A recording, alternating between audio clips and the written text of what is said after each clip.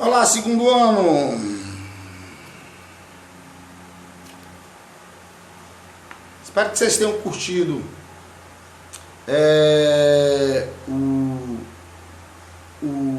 a nossa aula, né? Nossa aula lá na Foz do Rio Cocó, certo? E vou fazer esse complemento de aula aqui para ver a nossa relação e apresentar a nossa apostila de número 4. Então tá aí, segundão, com passo já lá no terceiro ano, né? Não sei se vocês sabem, estão querendo ampliar aí o ensino médio para mais um ano por conta da pandemia. Vamos esperar, que aí ainda tá em tramitação a lei, certo?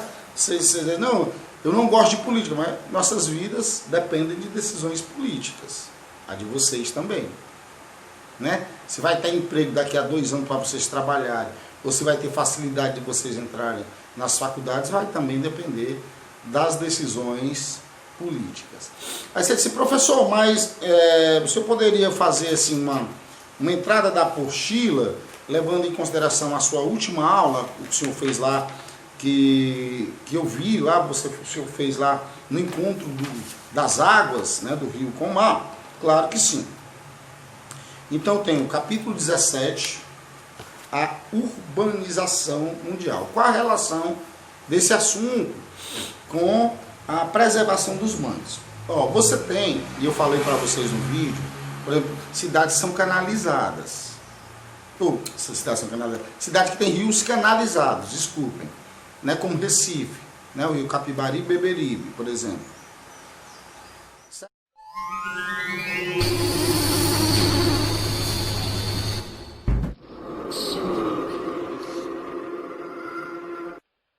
Então, quando isso acontece, quando essa urbanização, sem levar em consideração as questões ambientais, acontece, ela pode prejudicar o meio ambiente de uma forma muito crítica, muito dramática, tá? Então, quem está sendo responsável pela destruição do manguezal do Rio Cocó, certo? Quem está sendo responsável por impactar diretamente a questão natural naquele encontro do rio com o mar, comprometendo a reprodução de diversas espécies marinhas e da própria manutenção daquele meio, o crescimento, certo, imobiliário, o crescimento urbano, o crescimento da cidade.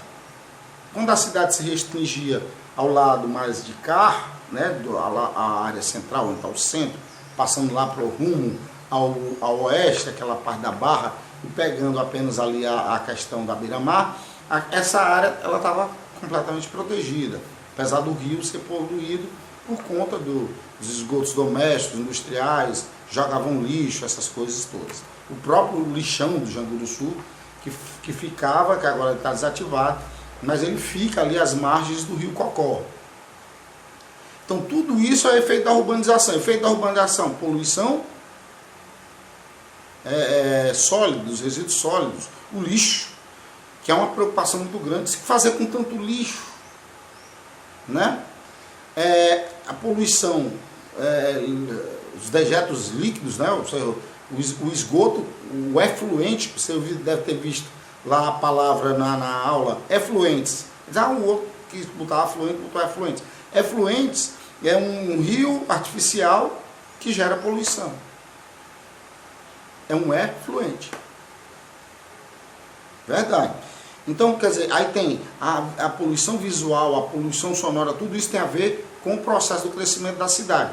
Então, o processo de crescimento da cidade em ritmo mais acelerado do que a população do campo, da população da cidade, em ritmo mais acelerado do que a população do campo, certo? Chama-se urbanização. Né? Tem até urbanização, é o crescimento da população, a cidade cresce tanto, o campo não.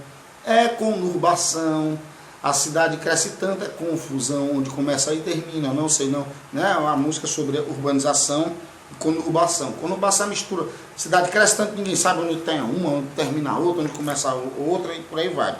Certo? esse processo de crescimento da população da cidade em ritmo mais acelerado que do campo, a gente chama de urbanização. Que ela vai crescendo, se expandindo. Né? Essa expansão chegou ali ao Rio Cocó, da nossa cidade, aqui de Fortaleza. E os impactos vieram, construíram pontes, né?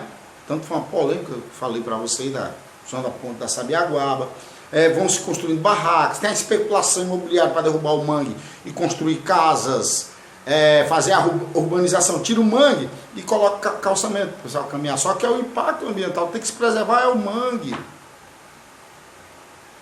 Né? Você tem um vídeo no YouTube do próprio secretário do Meio Ambiente falando sobre a urbanização. Ele mesmo nem se toca quando ele fizer a questão do calçadão e tal, se ele não tiver a preocupação de, que ele é também geógrafo, que é Arthur Bruno, né? Ele não tiver a preocupação de deixar áreas de mangues intactas, fazer reflorestamento, ele vai causar um impacto ambiental direto também. É para deixar do jeito que está. As áreas verdes, por exemplo, volta crescendo, e tem um parque que é o Parque do Cocó, dentro da área urbana. Como fazer essa preservação? Como preservar uma área natural, uma área linda, de grande interesse ambiental, um dos maiores parques da América Latina, certo? Parque urbano, que eu estou dizendo, parques urbanos da América Latina. Como fazer a cidade crescer com a manutenção desse parque, com a manutenção dos mangues, com a manutenção da área dos rios. Mas pode. O homem dá um jeito. Certo? Então essa questão da própria urbanização. Certo? Lá na frente, um pouquinho mais lá na frente, nós vamos, claro e evidentemente, passar para o capítulo 18. Cidades e redes. Tá vendo? Cidades e redes urbanas no Brasil. Aí falando mais diretamente, evidentemente, da questão do Brasil, do crescimento exagerado das metrópoles brasileiras, né? Tem até uma música que eu falo, são metrópoles nacionais, Sampa, Rio, Belo, Recife, Salvador, sei que vou viajar para Fortaleza, Curitiba, Porto Alegre, morreu agora, vou tentar a música de novo, vamos lá, agora com mais calma. É assim, ó, são metrópoles nacionais, também eu tinha pego um tom maravilhoso, né?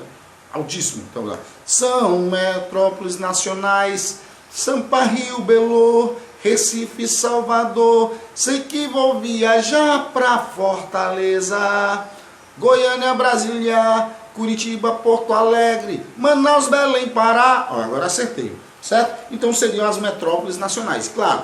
Aí volta a questão daquela nossa primeira aula desse bimestre, desse nosso quarto bimestre.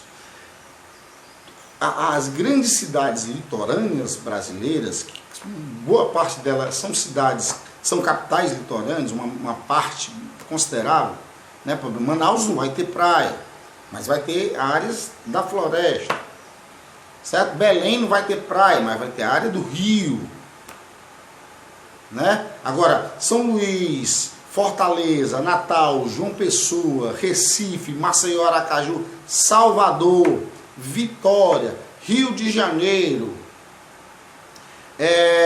Florianópolis, são cidades que têm praia, cidades que têm seus ambientes naturais, que foram construídas às margens de rios. Não é à toa que, por exemplo, São Luís, Vitória e Florianópolis são ilhas, né? Então foram construídas às margens dos rios.